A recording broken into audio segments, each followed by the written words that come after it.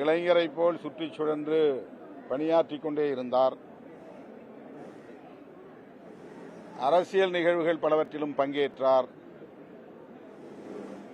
விடுதலை சிறுத்தைகளின் நிகழ்வுகளிலும் பங்கேற்று பல நிகழ்வுகளில் பங்கேற்று உரையாற்றியிருக்கிறார். திடுமென அவர் காலமாகிவிட்டார் என்பதை மனம் ஏற்கவில்லை. இயக்குனர் இமயம் பாரதி ராஜா அவர்களின் தலைமை மாணாக்கர் என்கிற பெருமைக்குரியவர். திரையுலகின் பேராளுமைகளுள் ஒருவர். 80களில் 90களில் திரையுலகில்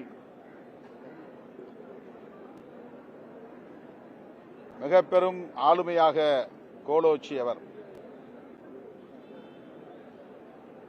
எம்ஜிஆர் அவர்களால் என்னுடைய வாரிசு என்று அறிவிக்கப் பெற்றவர். அவருடைய தமிழ்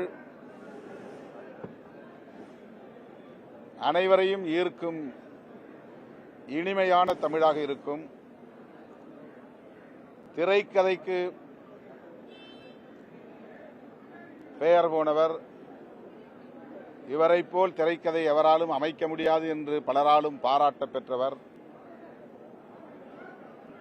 குடும்ப பின்னணியை கொண்ட படங்கள், ஏராளமான படங்களை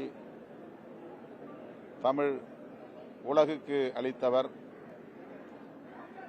எப்போது பாக்கியராஜ் படம் வரும் என்று பெண்கள் எல்லாம் ஆவலோடு காத்திருக்கக்கூடிய அளவுக்கு அவருடைய ஒவ்வொரு படமும் பெண்களை வெகுவாக ஈர்த்த வரலாறுகள் உண்டு.